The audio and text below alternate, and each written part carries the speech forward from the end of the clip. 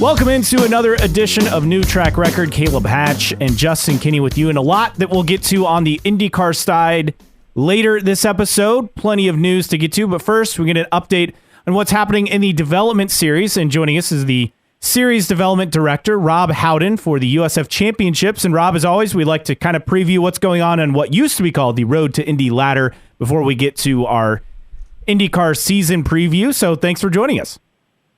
Yeah, my pleasure. Always good to talk about the future stars of IndyCar. So I know you're not as involved in the day-to-day of Indy NXT, but I know you're still following that series. And for this year, the off-season, as kind of the key thing, has been growth. And we already have over 20 entries confirmed for St. Pete and more expected. I think I read up to 23. When's the last time we had a grid even approaching these kind of numbers? Yeah, you'd have to go way back into the history books to find a time when the Indy NXT program was as strong as it is right now. And for me, and everything that we do in the staff of the USF Pro Championships, even though it's not under our program anymore, of course, Anderson Promotions ran the Indy Lights program for many years.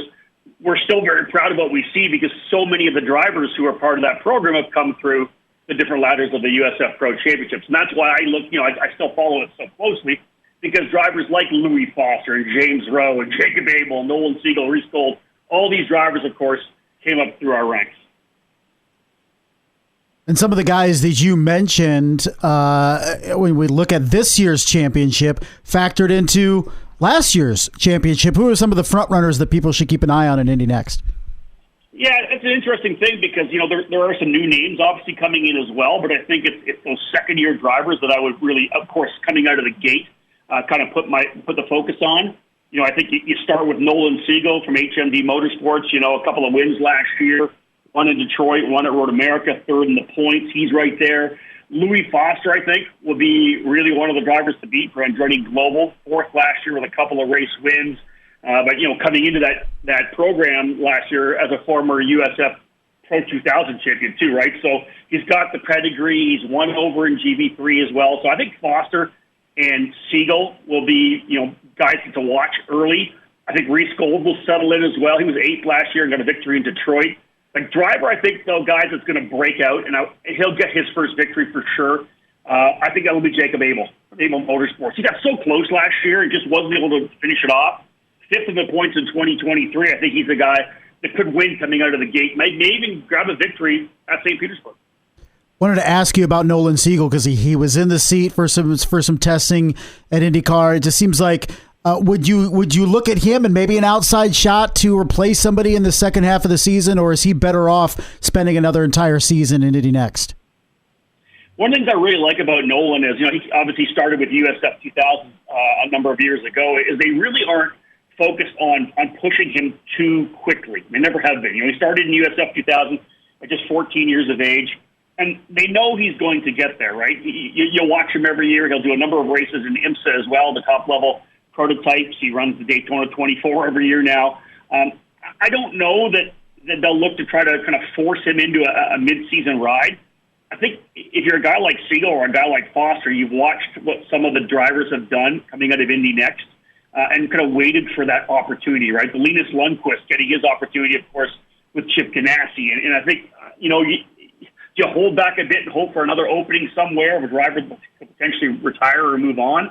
I just think for Nolan, they don't need to push him. He got a chance to win a couple races last year, but didn't seal the deal, right? So let him come back for another year. I'm a firm believer that you need to let drivers learn how to win, not just races, but I want them to learn how to win championships, fight for championships, not just walk away, but maybe get a lead, lose a lead, but then be able to fight that back to get the point lead. And I think this year is going to be a really good one for Nolan. Personally, he can come back for a third year. I'd be fine with it, but a second year for sure. I don't see him jumping up too early. Meanwhile, one of the top newcomers to Indy NXT in 2024, everyone's going to have their eye on Miles Rowe, who obviously won the 2023 USF Pro 2000 championship last season. He's paired up with HMD. Is it realistic to expect him to contend for the championship in his first season? Well, yeah. Let's put it this way: if an HMD Motorsports car is capable of winning a race in the championship, races and the championship, which I think we all understand it obviously is, I don't think there's anything taken away that Miles couldn't get into that car, get super comfortable, maybe knock a win out somewhere early and get momentum. Again, he's got great teammates around him, right? You've got Nolan Siegel, you've got Reese Gold. We'll talk about a couple other drivers that are on that team as well, that massive team. But again, listen, he was so impressive in USF 2000, was dominant last year. And I think, guys, where he kind of changed a bit last year, in the years earlier, he's always aggressive. You don't have to see, you're never going to be pushing miles to be aggressive. He's always on attack. But last year, this is where the championship came from. He showed that level of maturity, the experience he had over a couple of years with us, where all of a sudden he settled in and realized he didn't need to win every race. A top 5 was good, a top 3. Now, he won races early in the season that gave him some room, but I think we saw a different Miles Rowe last year, one with more patience and more maturity. I think that's going to pay off dividends this season. As long as he's going to have the right people in his ear, he doesn't get too impatient early. If he gets a win early, I think that'll put him potentially in the championship fight. Rob, wanted to ask you, it's going to be year 2 for Jamie Chadwick. It took it was very much a learning year for her in the Indy Lights car in terms of the physicality. What are the expectations for her in year 2, and also expectations for Lindsey Brewer with Juncos Hollinger, the second female joining the series this year? Yeah, I'll start with Jamie Chadwick. I think that she had a lot of pressure on her last year, and of course I watched from the sidelines. I don't know Jamie that well. Of course, she's never really raced here coming up through the USF Pro Championships. But I watched with interest, and I thought she did a tremendous job. And for me, I was giving her lots of time. I personally think she's on a 3-year program at least, right? I think she needed to learn the racetracks, which she didn't know because she wasn't part of the ladder system, the USF Pro Championships, where you learn all the racetracks and work your way up through. She was based in Europe, so she didn't know the tracks. And when she got here, she was in a pretty badass hot rod in the Dallara IL-15 with 450 horsepower. So it was a big race car, big step for her as well, coming up from the W Series. So personally, I thought she did a great job this year. I think with the depth of the field and the 20+ cars, I think if she looks at top 10s as being a consistent top 10s would be a good thing for her, and then take one step forward in 2025. They're going to want to get her to IndyCar. There's a possibility of doing it, right? That's the bottom line. They want her in the NTT IndyCar series, but again, if she just keeps up with the progression that she's done, I think she's going to be great. You mentioned physicality. Again, I'm not in her camp, but I would hope that she has hit the gym so hard all the offseason where she's going to take another step forward in that area as well. Because, learning the racetracks, the racecraft itself, she's got that. But learning the racetracks and then, of course, taking it to the next level with her physicality and her fitness and health, I think will be the next step. The next one is Lindsey Brewer. You mentioned her coming in from Juncos Hollinger Racing. She looked pretty solid when she debuted at Indianapolis the first time she got into the car with them. Again, it's going to be a learning year for Lindsey, right? She's in exactly the same place as Jamie is. I've watched her over the last couple of years since she debuted with us in USF Pro 2000's exclusive Autosport. She early on struggled to hold on to the wheel. Some of the easier tracks she was better, but she hit the gym. She worked out hard and was better last year. So, again, this is taking that next step up to a car with more of everything, more downforce, more braking, more horsepower. So, again, she's been in the gym a lot, I know, and I'm excited to see where she slots in when we get going in St. Petersburg. Now, with Indy NXT, Rob, we have, again, 20 confirmed. I said, I think I saw something where as much as 23 drivers could be in the mix. We even had another driver announcement here recently with, Able Motorsport adding a third driver. So, are there any other expected announcements on the horizon? Not that I know of right now. It's one of those things I think where as the season rolls, you'll see some people potentially do one-offs here and there. I don't know of any other announcements myself. There are cars available. That's it, right? Obviously, Andretti Global's kind of locked down. Able Motorsports adding Josh Mason, as you had just mentioned, alongside Jacob Abel and Ewan Sunderworthy. HMD has their 10 drivers this year. They've got a full boat. I don't know if Mike Marini wants to add another car to that one.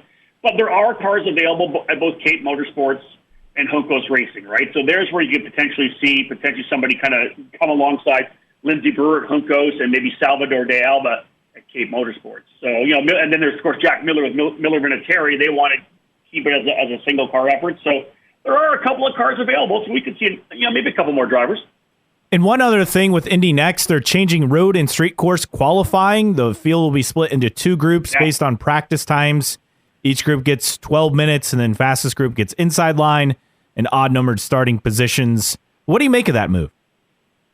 I haven't had a chance really to talk to anybody from IndyCar or Indy NXT to understand the reasoning behind it, but I'm assuming just let's give these guys some open racetrack and let them go, right? And it kind of plays a little more towards the way IndyCar does things, right, where you really have to get it done in a shorter amount of time. So, normally they'd have, 20 minutes or a 30-minute window for 20 minutes of qualifying. I like tightening it down because, as you know, in NTT IndyCar Series qualifying, you don't have a lot of time, right? You got to get out there. You're out there on a first set of tires. You bolt on the stickers, the reds, and see if you can go any quicker. And I like it. I think it's a different thing for these guys. A shorter amount of qualifying time will, I think, help them all in terms of being able to hone down and focus on putting that one lap in during that session. Rob, I wanted to ask you about HMD, and we're in an interesting kind of spot because you look at expansion in the IndyCar series. We're at a place where almost like, is there any room for more teams or at least more cars? You look at previous teams that we knew, okay, their end game is getting to the IndyCar series. We look at Carlin when they first came over. We looked at Juncos, right? That was their goal. What is HMD's kind of mindset? Do they always want to stay this big in Indy Lights and maybe move up with a car or two? But what is kind of their priorities? Because they are a huge part of the growth that we've seen in Indy NXT. It's interesting, right? I think HMD kind of came along at the right time. Henry Malukas, Mike Marini, and everybody at the program there as well. AJ Smith. I think it's one of those things where their aggression in terms of developing as a team and growing as a team kind of helped the opportunity to put this many cars on the grid, right? Because if you look at it, there's 6 teams. Now, granted, 6 teams with 3 cars each puts it at 18. So maybe will they continue to put this much effort into having this many cars? Or will they back off a little bit knowing that Juncos can run 2, Cape can run 2, whatever it may be? Do I see a potential IndyCar in the near future? Yeah, it wouldn't surprise me. But if you're Henry Malukas, when is that the best time? When do you move in, right? I saw news today about, Mark Miles talking about a new car engine package potentially coming in 2027. That would be, in my mind, that would be the time for HMD to come in. If they're going to enter IndyCar, you might as well enter at the time where the investment's going to be a longer investment. You're able to amortize your cars, right? And you come in at the same time as everybody else with a brand new car and a brand new engine, right? You're not behind the 8 ball at all. Essentially, everybody's on the same playing field. So if indeed the brain trust at HMD is sitting down in an office somewhere thinking, hey, we're going to expand sooner or later into IndyCar so we can bring a couple of our drivers with us, right? If we have drivers in Indy NXT and they want to move to IndyCar, why not just stay with us and come up to the big show? I think 2027 or whenever that new car ends up getting rolled out would be a logical line for these guys to eventually make that move. All right, let's shift to the other series in the USF Championships. And big change this offseason, Cooper Tire going away, Continental stepping in as the new tire supplier and title partner of the series. How did this deal come about? Well, it was one of those things where, Cooper Tires was purchased by Goodyear a couple of years ago, and it came to the point, I think, just ran its course where the Cooper, or rather the bigwigs at Goodyear had some different ideas of what they wanted to do with Cooper. So we were going to go in a different direction. And the great thing is obviously the USF Pro Championships, with the X-Road to Indy, as you had said before, had such a great reputation and a great history. We've been doing it since 2010 with Anderson Promotions. So when we put it up for bid, we had a handful of the top names in tire brands come to us. And the best deal we had, the best partnership package, just everything leaned towards Continental. And it's been great out of the gate. They've been able to provide us tires. We got our first batch down in December. We were able to test at Sebring. The feedback was great. And I talked to a lot of drivers this past Monday and Tuesday as we had our spring training down at NOLA Motorsports Park. They said the tire, they absolutely love the tire. It's a little bit different. You can push it really hard, but when you push it to the edge and it gets a little hot, it'll fall off a little more. So just the character of the tire itself is going to add a little bit more to the competitive nature of the series. And we're at 17 confirmed. I'm looking at the chart for USF Pro 2000 for this upcoming season. One of the names returning to the series, I know everyone's pretty excited about this, Braden Eves, able to get a deal to come back into the series.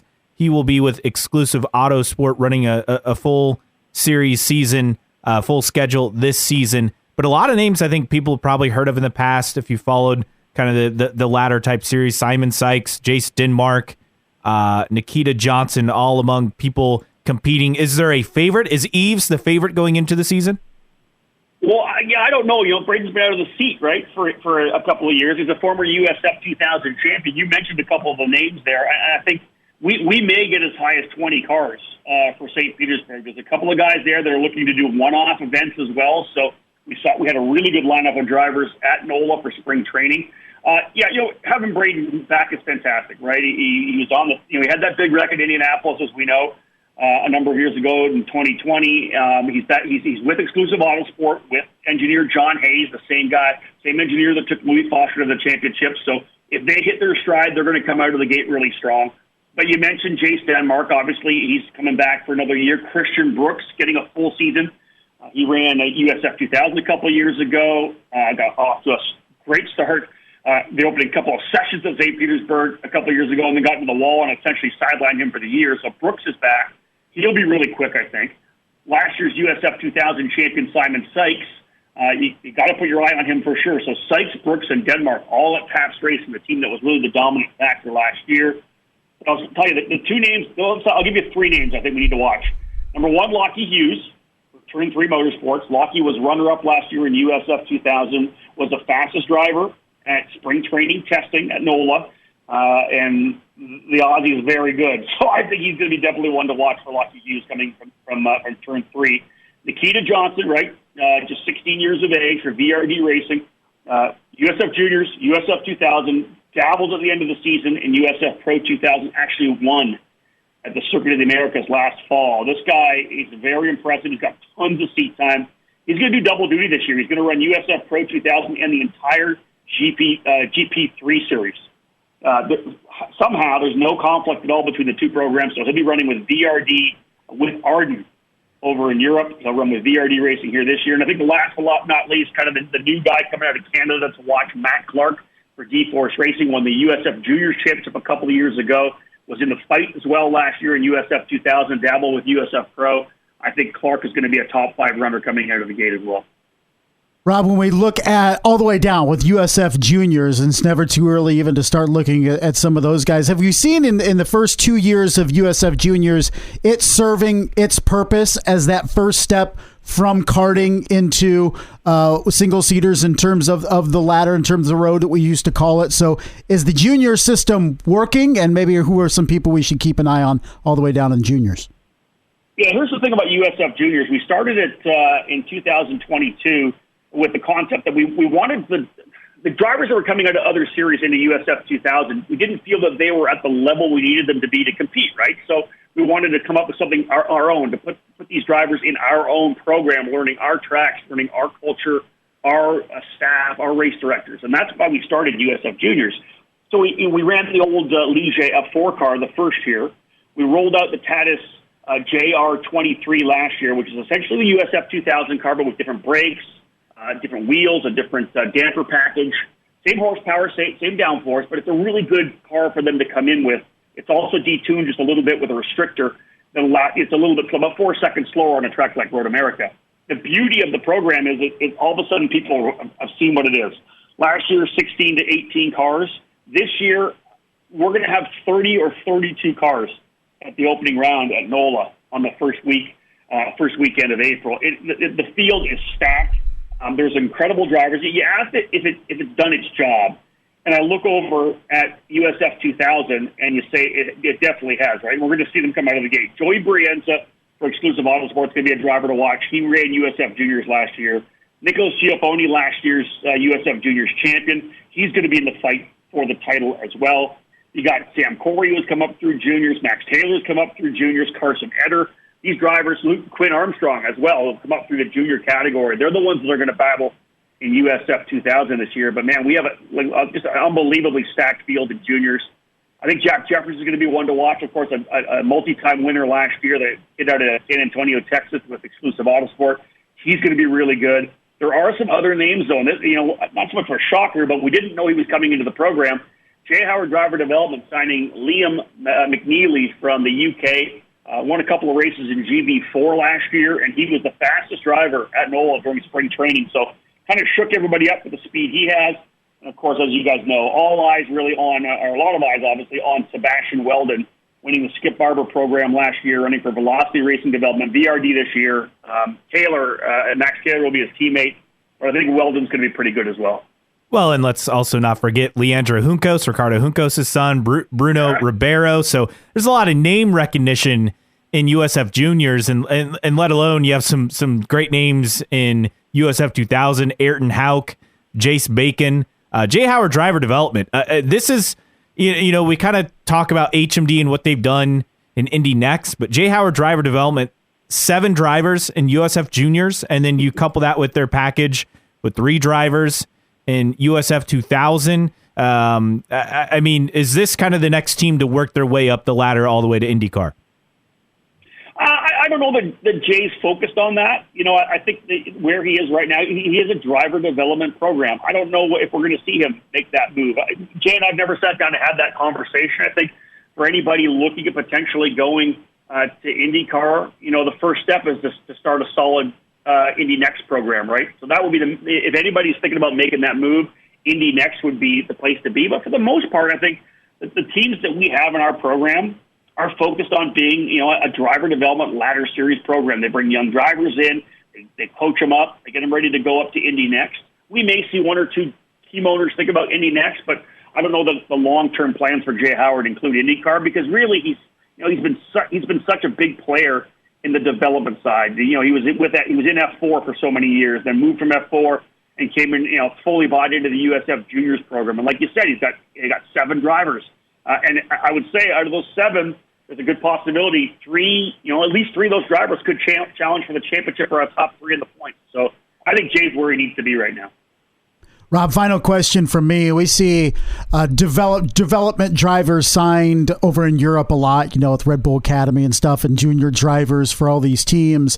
We've seen kind of maybe an increase in developmental driver contracts or whatever you want to call them over in the IndyCar side. You look at Kiffin Simpson and even Andretti supporting the Weldon boys. Do you think there's a trend that's going to continue on this side of the pond where you're going to see more IndyCar series teams make deals with either drivers or teams in the junior categories and kind of streamline maybe that development up to IndyCar?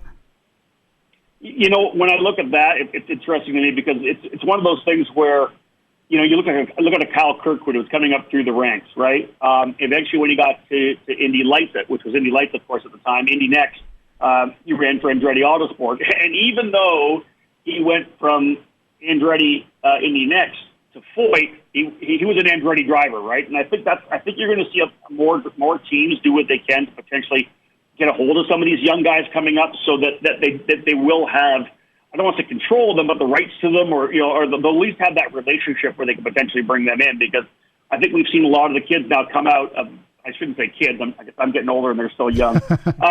These drivers in Indy NXT, they're coming right out and they're impressive right out of the gate. You know what I mean? Linus Lundqvist is a perfect example right now. Christian Rasmussen, who won the next program, I'm telling you, that's a guy to watch. Rasmussen's going to be good with Ed Carpenter. I think he's going to be really impressive. He's got such a fire in him.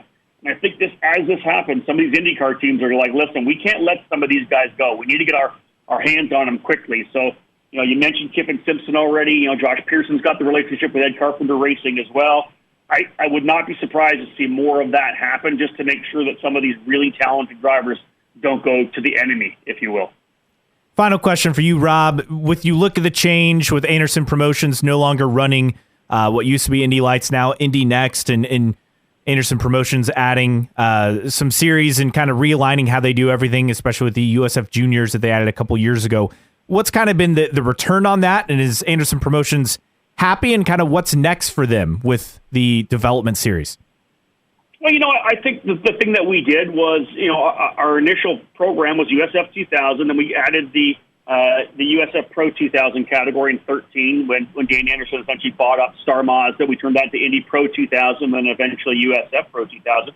And, of course, right around that time, 2014, we did the deal with IndyCar to manage the Indy Lights program. So that our goal at that point was, and the road to Indy was a good term for it, obviously, because our goal was to develop these drivers to IndyCar. And to be honest, all we've really done is kind of evolved who we are and what we do. Now our goal is to develop drivers that are ready for Indy NXT, right? It's what we do. Have we changed the end goal and the final place where we develop and push drivers into? Yes. We're not directly responsible for developing the drivers for IndyCar, but we are responsible for moving drivers into Indy NXT. And we mentioned 20 drivers in the field. 13 of those drivers have come through the USF Pro championships. And I'll say this, there was a time when that USF Pro level, Pro 2000 level, was very small. You go back to 2017, we were transitioning from the old car, the old Pro Formula Mazda, into the new Tatis car. We only had 6 full-time drivers in 2017 then. That's why we had lower car counts in the Indy Lights program for a couple of years. We didn't have those guys in that level below to move up. Well, now that we've got 20, 18 to 20, I thought we might even have 22 at one point. Let's say we have 18 to 20 drivers in USF Pro 2000. Now we've developed this fantastic pool where Indy NXT can get their drivers, right? Like, you just look at that Indy NXT field and how many guys have moved up. I said Foster, Rowe, Abel, Sundaramurthy, Siegel, Gold, Bogle, Pearson, Rowe, Jonathan Brown. Like, you just keep going down the order, right? And D'Alba, Brewer, Miller, all coming from USF Pro 2000. And when you look down the order and you see us with 30-plus cars in USF Juniors, that's the future of the program. These kids that are all the way down, like a Jack Jeffers, a Liam McNeely, we talked about him, Sebastian Weldon, those guys are going to be in Indy NXT and IndyCar in 5 years. So for us, we just kind of shifted everything. We've got a little bit younger in terms of bringing drivers out of karting. We didn't used to handle that directly. We do now, which is awesome. Because they learn our culture. They learn how we want to develop them.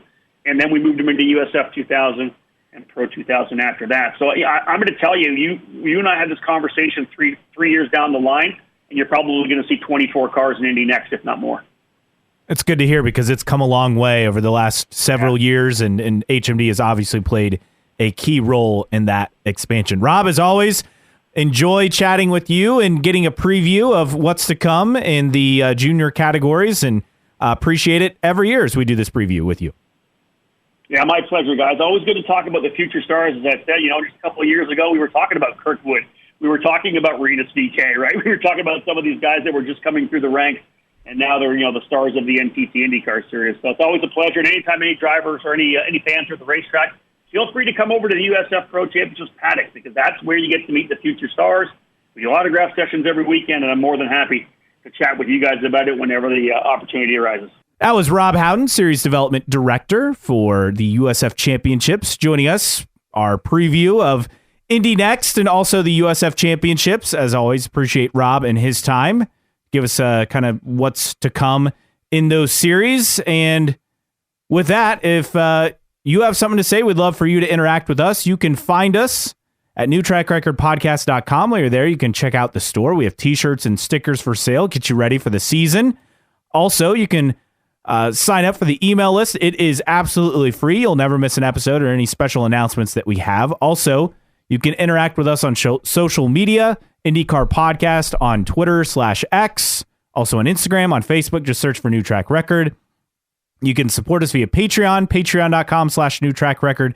Thanks to Xavier and others for their support. Again, starting at just $1 a month. And as always, download and listen to the podcast on your favorite podcasting platforms: Apple Podcasts, Spotify, Amazon Music, Google Podcasts, Pocket Casts, Overcast, Castbox, wherever you listen to podcasts, and listen in for free. News and notes time, and Plenty we have to get to. A lot. I mean, I don't even know where to begin. Well, we should have anticipated this, right? Final week without a race to begin the season. We have Formula One starting this weekend. We have IndyCar starting next weekend. Should have presumed that a lot of stuff would come out, especially with Mark Miles meeting with the media on Thursday. Yeah, as we record this on Thursday evening, Leap Day, February 29th. So what, just like a week and change out from the start of practice down at St. Petersburg for the Firestone GP. And we have so many little stories that are like, wasn't one big overarching story. Yeah. So let's just, we'll go probably more recent to further away in the last week because there are a lot of things that came down today as we record on Thursday. So the first thing, Mark Miles had a media availability session, and they hope to have an agreed upon charter concept by the Indianapolis 500. And this newest proposal, no guaranteed entries for the Indy 500. Go figure. Well, it was an interesting story because there was no a proposal that was presented by Mark Miles to the owners in this meeting today, or at least whenever this meeting happened. But through intermediaries, reporters were able to find out different tidbits of what could be on the table or what was on the table that was no longer going to be on the table. Basically, it was there would not be guaranteed spots in the 500. However, all the team owners now are like, well, you mentioned that, and now that's what we want. And I don't blame the team owners for wanting that. So you can throw all you want at the series, but I think now it's the team owners that are really going to lead this charge and say, if you want us to buy into this charter system and not buy into it financially, because that was floated too, where they're like, hey, by the way, if you want to start in this charter system, we want you to pay $1 million each. And the teams were like, get the hell out of here. We're not paying you $1 million. So that quickly went away.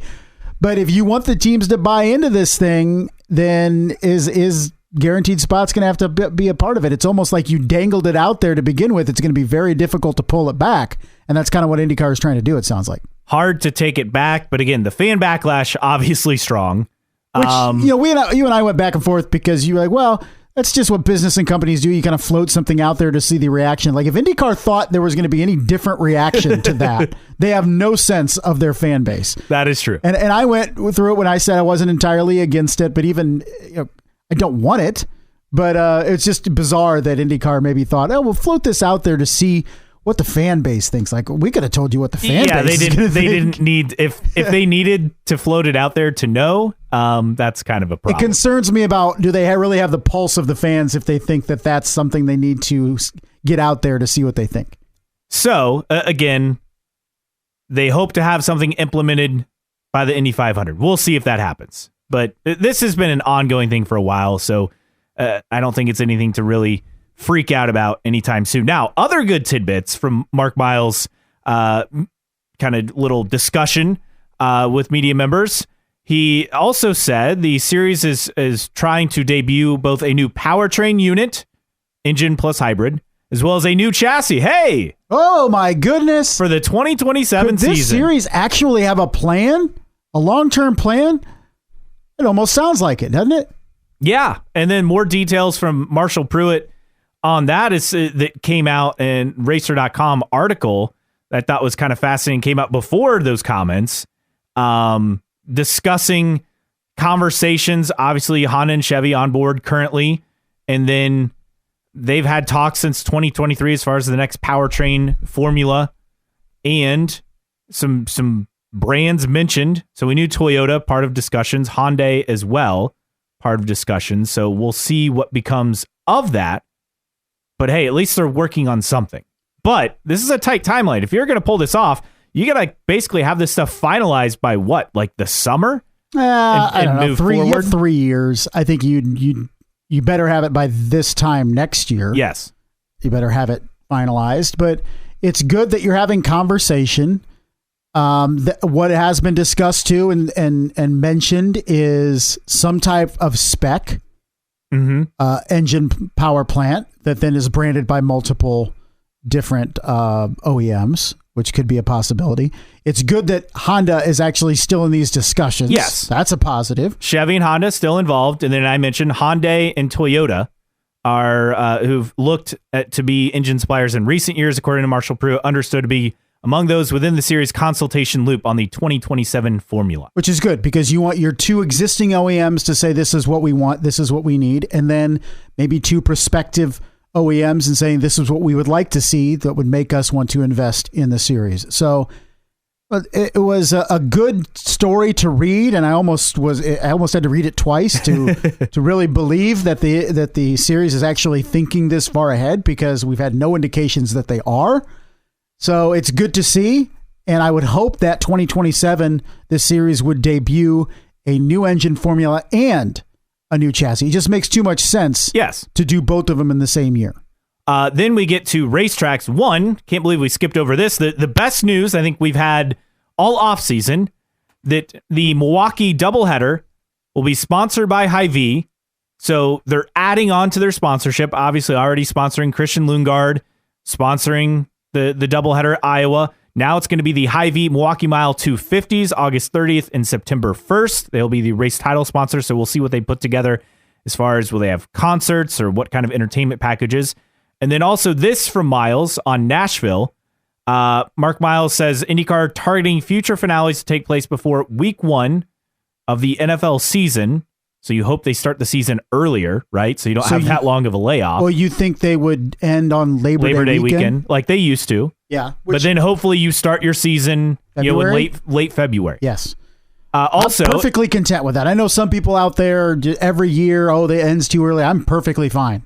I would like for them to have the problem where they have a full enough calendar where they can go till the first weekend of October. But that's just not reality. Yeah, I know. I think you pad the front end as opposed to the back end. Yes. And then as far as Nashville Super Speedway, yes, it will be the season finale until the streets of Nashville are suitable to hold a street race, which would be 2027. That according to Nathan Brown of the Indy Star. Man, 2027 is already looking like a banger of a season, right? New engine, new chassis. Supposedly Nashville street race will be back. Let's go. Can we just fast forward through 3 years and get there at this point? But no, that was now. It is IndyCar. Okay, we always have to temper our enthusiasm because what's going to go wrong between now and 2027? But it's very encouraging. Some of these comments, some of this information that's coming out that, okay, because we didn't get very much. And it seemed almost like this series was just week to week, day to day, trying to survive. And at least now they have some sort of coherent plan that at least they're presenting to some of their partners in terms of their OEM. So good to see, but I think it's perfectly fine if IndyCar ends the season on Labor Day. That's perfectly fine with me. I'm okay with it as long as you move up the start of the season into February. Yeah, and even like the first, like if this weekend the season started, I'm fine with early March to late August. But that's me. Meanwhile, from schedules to marketing, Defy Everything is in the past. RIP. Now it was the slogan for what, a couple years, 2 years? Yeah, a couple years. Now, it was technically still part of it for 2023, but it was launched in 2022. Obviously, trying to get a younger audience. They've not made a lot of progress. Not sure how that slogan helps you get as younger. far as the fan base, this from Racer.com, 65 plus is 45% of the fan base, which is not sustainable, obviously. There was a lot of numbers and percentages in that story that I kind of just glossed over. Basically, all you need to know is IndyCar's core audience is too old.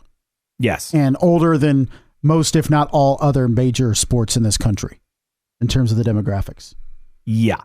So they really got to find a way to get younger fans. And obviously, they're trying to do that, and we'll see what they do. And something that they're trying as part of that, I'm sure, Mark Miles also saying that they're going to push urban and metro event expansion, that via Racer.com. This means in places we've discussed, right? Denver on the radar. Yeah. According to Pruitt. Also, Penske Entertainment looking at Dallas, Texas. Again, I think, was it a listener who posed this to us as far as I think so. Dallas street race? That would have to be early in the year, right? Like it's hot as hell in Dallas. Yeah, the summer, of the year, right? Yeah, you would want to do this in March. Could that be an early race? So Dallas is another possibility apparently on the series radar. So looking at adding more street courses, which I know some fans don't necessarily like, but that is how you get a younger audience moving into markets. And Miles talking about, a lot of the ovals are outside of markets. Obviously, IMS is in market. Gateway's essentially right by the market. Yeah. Milwaukee right by the market. Nashville is outside, but not so far outside that you're completely removed. Right. You can throw in a few other ovals too. Look at some of the ones that were built, in the Midwest. You look at Chicagoland, the middle of not close to Chicago. In Kentucky. Kentucky's near nothing. Yeah. So it's places like that. Is Kansas Speedway? I don't think that's I don't think it's near anything. So Bristol's in the middle of nowhere, but it's different story with Bristol. But Yeah, it wasn't ideal. Here's the thing, because I read that story and it basically was like, the question was proposed to Mark Miles, would you then expand the schedule in terms of races, or would they replace existing races? And he basically said, replace existing races. And at first I'm like, well, that's not good. But then you start thinking, you have double headers at what, 2 different ovals or 3? Yeah, Iowa and Milwaukee. So those places only need 1 race. Correct. Ideally. Okay. And if Hy-Vee is involved, you could say, okay, you do 1 day, you have 2 of those concerts because you normally have 4 at Iowa. You cut down to 2, and then you put the other 2 at Michigan, or not Michigan, Milwaukee. That'd be phenomenal, right? So there's ways to still have races everywhere you race now, but expand your footprint in terms of markets that you're in. We don't need 2 races at Iowa. We don't need 2 races at Milwaukee. It is a need because of lack of races elsewhere right now. So I think you can see an expansion of the footprint without an expansion of the race count, but still keep all of your current races, if that makes sense. Yeah, and I think people are, afraid of ovals getting canned, and yes, there is kind of the debate, and NASCAR man _RR is a prominent racing account on Twitter, posted, kind of 2 years apart. Yeah, Penske says ovals IndyCar's primary need in growing the schedule. And then now this. Yes. So, yes, it is confusing, but one thing's coming from Mark Miles, another's coming from Penske, so we'll see how it plays out, but I guess. Think you look at it, where's the series at? 5 ovals this year? Right? Indy, Milwaukee, Iowa, Gateway, Nashville, that's 5. Yeah. To me, that's probably okay. Enough? I mean, like ideally, to me, that's fine. Like my perfect schedule is 666, right? Yes, 6 road and street, or 6 road courses, 6 street courses, 6 ovals. I think that's really kind of the future model they could get to. I think that's attainable. I think when we look at now, those five ovals have to be in good shape. But if you could add 1 more, and Texas? Those are your 6, yeah, Texas comes back, like those are your 6 ovals. That's all you really need. If you're trying to go for that 666, right? So you're almost there. I'm not somebody that now that we're at 5 ovals say we need more and more and more. I just think if you can have an even balance, which IndyCar hasn't been in forever in terms of all 3 of its disciplines. Yeah, I would be on board with that personally. Indy 500 ticket unveiled also. And I like that they included a shot of the car, a Newgarden out of the car to the yard of bricks. I think cool. It's like, I get that you're going to have like the milk dump photo. Sure. But I like that this is different. Personally, that's just me. Also, John Oriovitz, Indy Oreo, a fox spotted at IMS today. So is that an omen? Fox is a TV partner. Who knows? Ooh, product placement. He's just chilling on the stairwell. Yeah, one of the grandstands. Yes, I think that is a good indicator. Obviously, I'm reaching. Okay, so there's a lot of the mostly good nuggets, right? That came out. Look at us. A lot of positivity on this show. Oh, absolutely. There was a lot of positives. Barber, we finally have a time for. That's nice. Noon Central, 1 Eastern. So that announced as well. McLaren adding Genesis as an official partner, which remember they came in, sponsored some races, sponsored Hinchcliffe and Andretti. So they're back in the series. Now let's get to kind of the not so great. Marshall Pruitt on his podcast saying, if you're a Honda fan and you like NASCAR, you're probably going to be really happy here in the future. Now, that doesn't necessarily mean Honda's leaving IndyCar. Chevy does both. Yeah, but to be clear, Honda's questioning the value in IndyCar, and that's the real issue. That's the big thing. They need increased ROI in IndyCar, or lowering of costs. Can IndyCar deliver? And I think it was in the mailbag this week that I think it was the first indication from Marshall Pruitt that we've heard that yes, IndyCar is taking what Honda is saying seriously, which is, I would hope they are, but at least we got some confirmation on that. Yes. And that was, I believe, in the Racer mailbag this week. We have so many like little things to get to. What do you want to get to car liveries? Do you want to get to silly season stuff? What do you want to get to silly next? Season. Let's go do car liveries. Okay, let's rattle these off. So, really cool that John Bon Jovi is going to be not only the sponsor Bon Jovi Rodeo on Sirius XM for not only St. Pete, but also Thermal for Felix Rosenquist, and John Bon Jovi going to ride in the fastest seat in sports driven by Elio at St. Pete. So that's a really cool partnership, cool looking car. Yep. And then Meyershank also announcing what the car is going to look like for, I got to keep my name straight, Tom Blomqvist, Arctic Wolf on a lot of the races, and then Sirius XM on the others, a cool looking car that'll kind of go back and forth throughout the season. Scott Dixon, kind of the white fade on the front wing. Yeah. Similar look with PNC Bank, but it looks pretty cool. Rinus VeeKay is going to have a very standout car. It'll be green and black and white. Ask ROI, which is a ROI, I think I said ROI, ROI, generative AI tool. That is the sponsor, again, through the same kind of platform of businesses they have had. Continuing on the list, Will Power will have Verizon Business on the car. It is black, white, and red. And, the mock-up doesn't look as cool as it looks on track. Okay. I think the mock-up doesn't do it justice. Good. And then Stingray Rob is going to have the gold, like the metallic gold, really shiny, kind of reminds you of the Hinchcliffe Aero car back in the day. Yes. That looks pretty cool. And I saw a video that Foyt Racing put out kind of showing the application of that, which fascinating. I don't think we see enough of that because I don't truly understand how they put that wrap on. But they showed elements of doing it. Just looks like aluminum foil they're pretty much putting on, at least with the gold aluminum foil. But pretty dazzling looking car. You're going to be able to see it on track for better or for worse. Stingray Rob better deliver this year because people are going to know when he's out there. And then Andretti doing their unveil last weekend. Marcus Ericsson will have Delaware Life, kind of a navy blue and a teal and white car with black accents. Kyle Kirkwood will have Auto Nation with black, pink, and white.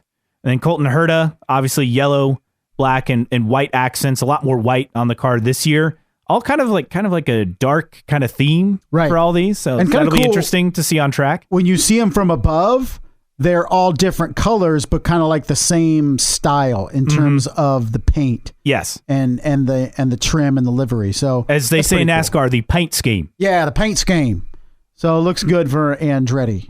And then Graham Rahal, the fifth third car unveiled as well. Pretty similar. I hope they bring back the Stars and Stripes United Rentals car. That was so cool. Yes. I hope we see that again, at least for the Indy 500. So there's some livery announcements. Let's do some driver news, and obviously testing at Sebring, and then late last week testing for the hybrid at Homestead. Of course, that was only the quote unquote Big Four teams participating in that. The other teams, everybody else will get their opportunity coming up the end of March 28th and 29th to carry out their hybrid opportunity.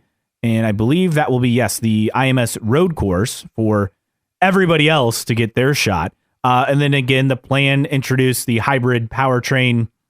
Mid-Ohio is the anticipated event, which is kind of what we expected, right? Yeah. But that continues to be mentioned out there that time by Marshall Pruitt.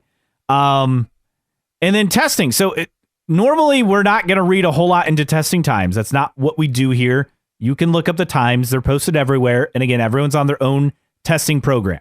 So you don't need to get bogged down by this. It is interesting, though, that Marcus Ericsson leading testing and his new team at Andretti for the Sebring test, which was essentially a full field test that they did earlier this week.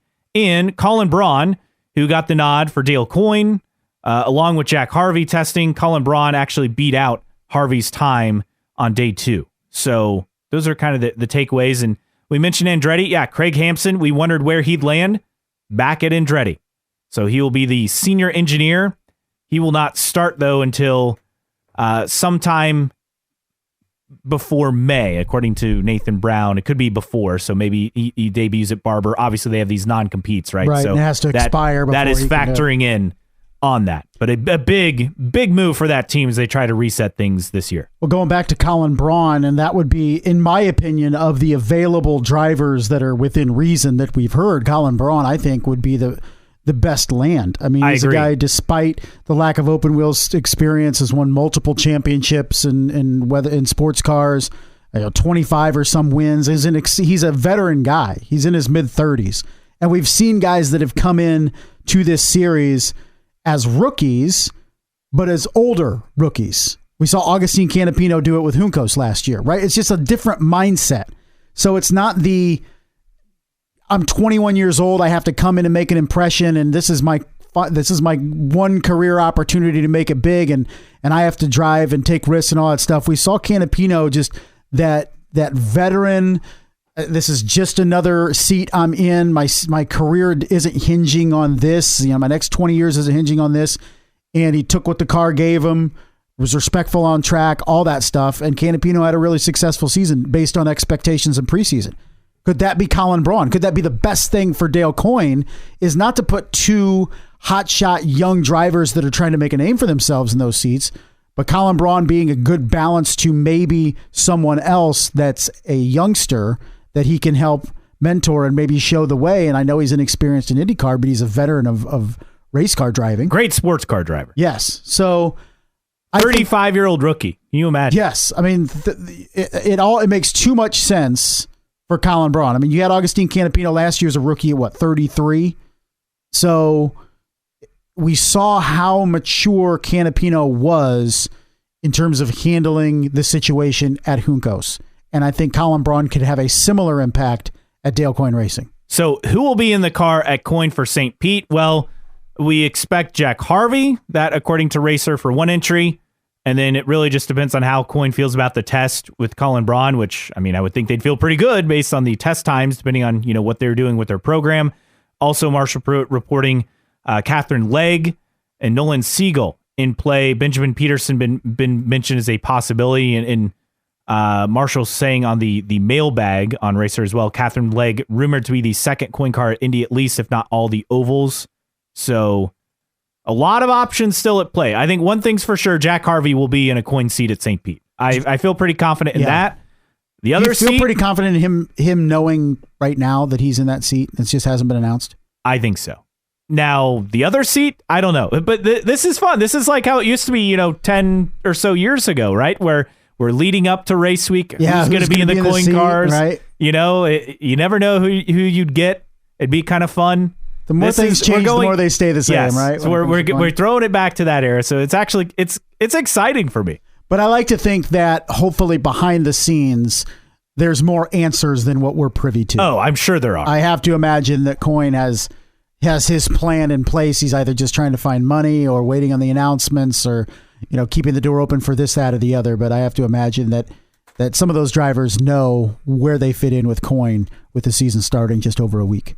Meanwhile, Pato O'Ward getting a contract extension. He got paid. Yeah, he did. 2-year extension worth $10.2 million. This is from Nathan Brown of the Indy Star. So there are a lot more details on the Alex Below suit, and that's how Brown was able to pull this information. So the payday, and this is how this will work. So he'll be paid $4 million in 2026, $4.2 million in 2027, plus he got a $2 million, what Brown is calling an uplift to his current contract. So essentially a $2 million bonus, probably for serving as McLaren's F1 reserve driver for 24 and 25. So good for him. Now, as Graham Rahal replied, you're not buying breakfast anymore. And Pato said, how about dinner? Yeah, he said, I'm no longer buying breakfast. But now how much of that is he going to have to sign over then to McLaren? What do you mean? Or how much is he going to, we're talking about Pato O'Ward, excuse me. Yes. Yeah. Do you think that contract is signed with predominantly IndyCar in mind? Yes. You think does that reset the market somewhat? Because I'm sure there are several teams going, paying a guy $5 million a year that hasn't won a championship, that hasn't won an Indianapolis 500. Like, what's that do for the market? Colton Hurd is already getting that kind of money. And he hasn't done either. I mean, Scott Dixon and Plo, we know are getting that money. Yeah. Hurd is getting that money, and Pato's getting that money. Beyond that, right? I mean, yeah, I don't know. I don't think Newgarden. I don't think he's getting that kind of money. I don't think Will Power is either. But it will be a interesting storyline to follow on how maybe that resets the market or the expectations. I mean, this is the thing. It's a lot of money to give somebody that hasn't won a title, hasn't won a 500. Same thing with Colton Herta. And Alex Palou, you look at it, hasn't won a 500, but he's won multiple championships. Scott Dixon, of course, with the Indy 500 win and multiple championships. Okay, but Herta and now Pato, those are the two dudes coming up. You know, we saw them battle in Indy Lights Championship and came in as rookies at the same time. But you could also say neither one of them have delivered yet, but they're getting paid like they are. Yes. Well, so let's see what 2024 They're entails. winning races. They're competing for championships, but they've never truly been. I mean, I guess Pato was one time, right, toward the end of a season, but right. They're in they can be in the top 5. They both achieved that, but now they need to go out and execute. That's the thing, and that's the big difference between those guys and the Dixons and the Powers and the Newgardens and the Pelots of the world. Yeah, and I think what's maybe not being said in the paddock, but maybe kind of being said quietly is, all right, you're making this money. It's time to perform. It's time to bring home a championship. It's time to win a 500. Which of those two, if I had to ask you which one wins a championship first, which one wins an Indianapolis 500 first, is it the same driver? Oof. I don't know. I think I'm taking Pato to win a 500 and Herter to win a championship. That's what I would have said. Yeah, that's kind of where I'm at. And speaking of the 500, good news here. Not that this is a surprise, but an Indy 500 ticket sales update, and they're tracking close to 2016's sellout in terms of ticket sale pace. And again, Kyle Larson competing in the Indy 500, and I don't even think that's really part of the marketing strategy just yet. It will be coming up, and again, not surprised by this based on tickets sold last year. This always felt like an outside possibility. As far as updates, new safer walls, new catch fencing, safer foam around the entire track, 3 new video boards, a new ticket resale platform. Of note, though, no update to the turn 2 fencing. I was kind of surprised about that. I was too. They feel like they've fixed it with the new hub for the wheel. Mm-hmm. Kind of surprised they didn't raise the catch fence a little bit, but I don't know. Hopefully it's just a freak accident. That's all it takes is one freak accident, right? Unfortunately. There's some more video boards, right? Inside and outside the track. Always good. Always good for the fan experience. And new restart procedure. They're going to have a painted line that will be where people can take off. This is about time, right? NASCAR's the cone zone, right? Well, and now it's the Geico restart zone. Yes, you got to have a sponsor. But it's about time they painted a yellow line on the track and made this kind of the restart zone. And you cannot accelerate till you pass that line. Yes. Correct? Yes. What a concept. Right? And I imagine the line will go up and you'll have a cone on the wall similar to what you have in Cup, where you cannot accelerate until you get past this line. It always takes the simplest things that are the most difficult solutions for IndyCar sometimes. Yeah. And then finally, I don't know if we talked about this last week, but the rule in terms of the Newgarden rule. We talked about the rule and we brought up why there wasn't a punishment. Well, they haven't figured that out yet. No, I know. So we'll continue to monitor that situation. I mean, here's the thing: as we talked about it a little bit, and we talked about it with listeners too on the podcast on Twitter. It's like, because people are like, well, it's February, you got plenty of time to announce it, but like, what's taking so? How difficult is it to say if you do this, you're disqualified? Well, what's the problem? Unless IndyCar is going to be so afraid to disqualify someone that they're just going to give them a fine or a points penalty or something if they do it and win the race, do they have the cojones to say you're being stripped of your Indianapolis 500 win because you did that? That's the only, in my opinion, why the hesitancy of announcing the punishment is you don't want to make it hard, fast, cut and dry. You do this happens. Because how many arbitrary rules do we have in IndyCar where we're not really sure what's a rule, what's not a rule, what the punishment is? This guy got this guy got this, makes no sense. This just seems like another instance where this could be something like that, where you clearly violate a rule, yet it's called differently, or you're not punished as much as you should. One other note to get to before we get to our random split air driver of the week. We knew this was coming, but the trailer is out for the Lionheart, of course, the Dan Weldon documentary. It will debut Tuesday, March 12th, so just a couple days after St. Pete, 9 p.m. Eastern, HBO, also on Max. So I'm very much excited to watch this. I'm sure this will be a phenomenal documentary. Yeah, I can't wait for it and see what it all entails. I wanted to bring up before we got to the random split air drive of the week is it is Formula One opening weekend in Bahrain. Nobody cares. Let's move on. Well, no, here's the thing. Here's the interesting thing. Here's the interesting thing, because I use my son as a case study. Okay. Just turned 14 years old.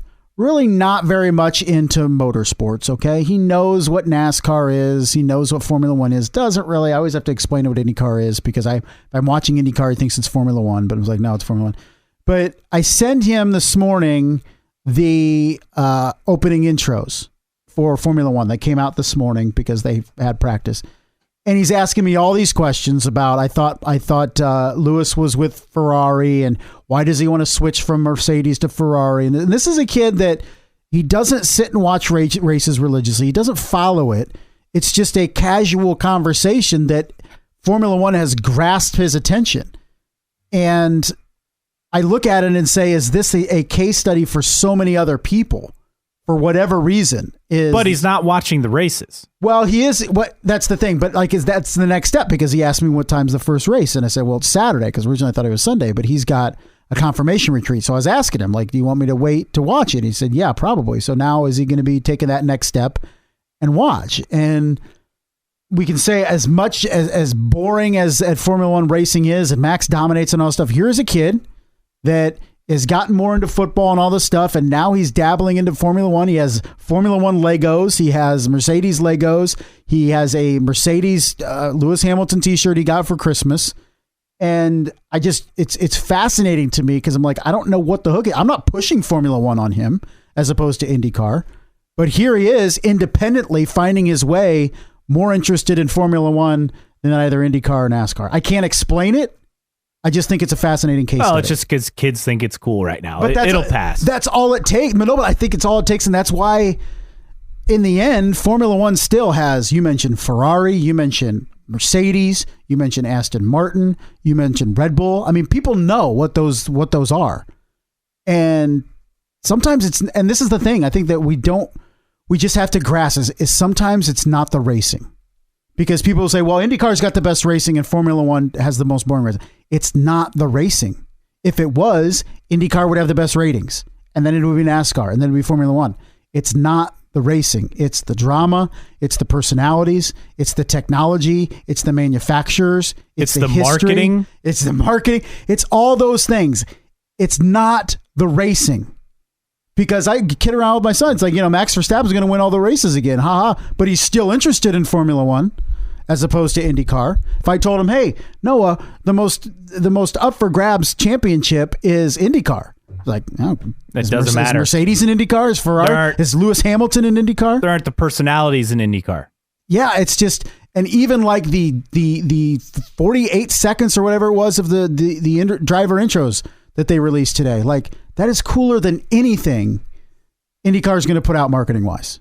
Anything. And it's a tradition. And if you watch Formula One, you know it. But it's just, I'm going to continue to follow. I'm going to be on this story throughout the season. Maybe he falls off and all that stuff. But I mean, the kid has a couple Formula One shirts. He wants my McLaren shirt that I wear all the time.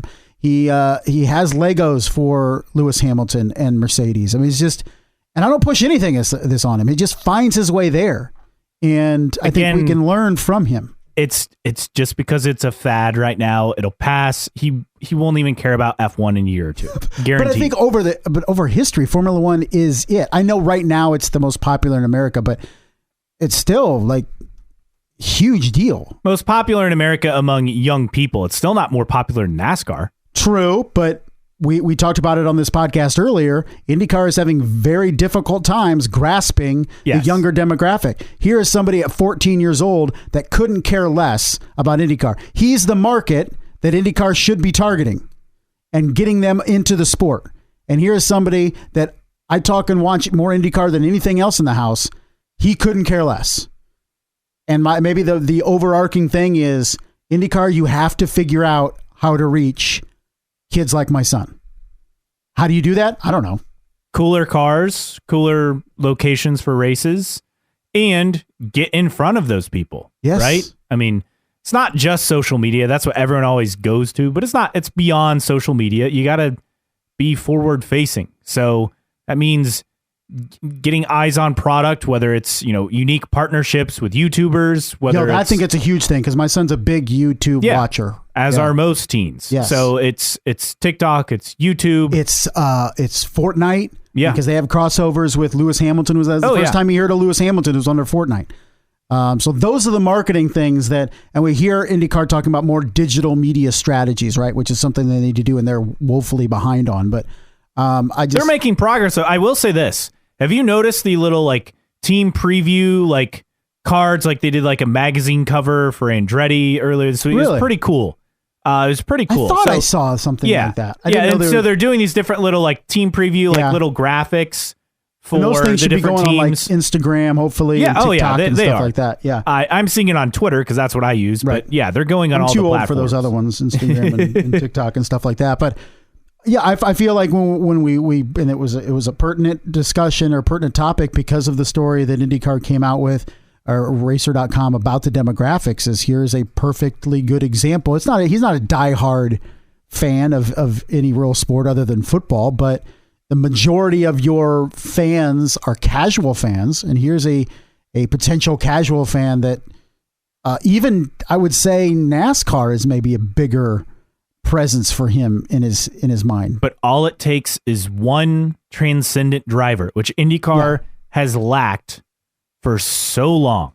Transcendent driver, transcendent car design, transcendent, I want to say event, but people point to the 500, but new event. That's what I'm saying. I think it's a great point because people will always point to the Indy 500, but it's always there. I think to a certain extent you take it for granted. It's not new. It's not. And flashy. We thought Nashville, downtown was that opportunity, and now it's back to the drawing board. But hey, maybe Thermal does something. Who knows? Who knows? But they need a personality like a Danica Patrick to come back on to capture the attention of everyone beyond even motorsports fans, and that's what Danica did. Yeah, definitely. And that would help. And I don't know who that person is. Is it Miles Rowe in a year or two in IndyCar? Is it Jamie Chadwick in a year Lindsey or two? Brewer? Who knows? Yeah, I don't know. Like, if one of those three people make it to IndyCar and they have success, I feel like there's a chance. Yeah. And sometimes you just need you need a little bit of luck, and I feel like IndyCar's been lacking on the luck department for a bit. So it'll be a story that I stay on. I'll stay on the case. I'll keep pushing IndyCar, but right now my son is all in on Formula One. He doesn't know who Christian Horner or Toto Wolff are, but he knows enough to be at least follow the series. And the thing is, two kids talk, and kids send each other YouTube videos. And so if my son sees something that a Formula One driver is in, and he sends it to a friend, and it's that word of mouth type thing that can be everything. So it's a case I'll stay on, and I'll update throughout the season. I mean, seriously, by week 3 or race 3, he could be totally checked out of Formula One. Who knows? That's what I expect. Yeah, we'll see. You're the only one hyping up F1. I'm excited. I know Max is going to win everything again, and I'll moan and groan about it, but I am excited about Formula One, and maybe it's just excited about racing back in general. That's all it is. I don't know, because you'll be bored by the end of the weekend. Probably, surely, but don't waste too much time watching something you already know what's going to happen. I'm trying to downplay it because look, no one in the audience cares anymore after the Andretti stuff. I mean, you think? Oh, our audience, yes. Know your audience, true. man. I know. I'm just saying. Contain your excitement. I'm excited for racing to be back. That's fair. And open wheel racing, of which Formula One and IndyCar, of course. Daytona just wetted your whistle, but did I tune in for a single second of the 3-wide finish, which was a great finish, by the way? Yeah, no, I didn't watch a single second. I didn't watch a single second. Like I said last week, you expect Atlanta to be bad, and of course it's good now. So I'm completely wrong. But if we talk about entertaining moments, I mean, NASCAR had one at Atlanta with a 3-wide finish. Can we get some drama with a photo finish? When's the last photo finish we had in IndyCar? 2016, Texas. Been a minute. Been more than a minute. So in terms of finishes over the last couple of years, and I know some people will say, well, it's contrived anyway with overtime and stuff like that. Well, that's a different subject, but NASCAR has had some really good finishes the last couple of years, Atlanta being the most recent. All right, random split air driver of the week time. No mailbag this week. Again, it's too much to get way to. Too much to dive into. Too much positivity to talk about. Now we're going to the 2007 IndyCar Series season. and we are going to go with a one and done, at least in that year, Phil Giebler. Hey, remember Indy 500 Rookie of the Year for Playa del Racing. Yes, he was in 2007. He was considered a top American prospect. He was, when we talk about the long drought in Formula One, he was a dude that was pointed to in his career that say he could be the next American in Formula One. Scott Speed beat him to it. Yes. He did Formula 3000. He did several years of Indy Lights, actually raced for Playa del Racing in Indy Lights, and then made the jump. He did a couple years of Atlantics, at least in some select races, and then did the IndyCar series in 2007 and 2008 with just Indy only. And as you mentioned, was the Rookie of the Year in 2007. How many rookies were in that race? Because he finished 29th. Yeah, so that's kind of the funny part of everything. Is that he was the only rookie? He was... Only two. Milka Duno was the other one, Milka Duno was the other rookie that year. So... Jimmy Kite failed to qualify. PJ Jones failed to qualify.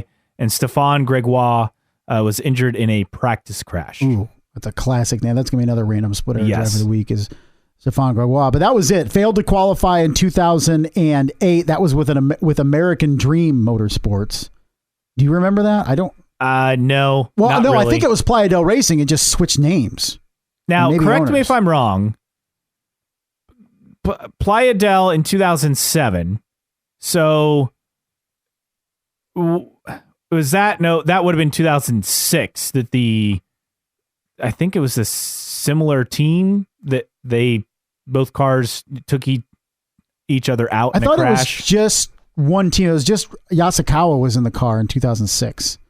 I think, okay, right? So I'm mixing up a different team, right? You know, Carmelo Anthony was like a team owner. Yeah. For a hot second, and I can't remember what year that was. That was 2005, 6, or 7. So we're looking at 2006. They had Yasukawa and Jacques Lazier, 16th and 17th. So maybe they did take each other out, but it would have been a lot of attrition in that race. You know what? It was 2006. It was Bucknam and PJ Chesson. Oh, there you go. That right? I remember. What First team were they crash. with? Himmelgarn. Aha, yes. So, but yes, Phil Giebler, Indy 500 Rookie of the Year. Only race he participated in, didn't qualify, obviously, for 2008, and that was it, right? I mean, he had a lot of promise in the junior career, but that was it. He was as hot shot as it came at that point in the mid-2000s. Formula 3000, he ran the Infinity Pro Series, Toyota Atlantic, he won at Homestead. He was named as one of A1 Grand Prix Team USA driver. One of there, and that was kind of the focus on maybe him being a guy that could even connect with Ferrari at some point with Formula One, but didn't work out and was one and done in the Indianapolis 500. Didn't qualify in 2008, and that was it. So this week's random split error driver of the week, Mr. Phil Giebler. And with A1GP, I thought this was interesting. He competed 2005, 2006, an early part of 2006, 2007 before he was replaced by Jonathan Somerton, another guy who never made it to IndyCar, but was always one of those, is he going to get a shot in IndyCar drivers? And he never did. Indy Lights for a couple years, and that was it. Did a lot in, I think, kind of sports cars after the fact. But yeah just what a list. Veritable who's who. For sure. All right, that does it for us. For Justin Keeney, I'm Caleb Hatch. Thanks to Rob Howden. We'll be back next week to preview the 2024 IndyCar season. Who would have thunk it? We made it through the offseason. That's next week on New Track Record Podcast.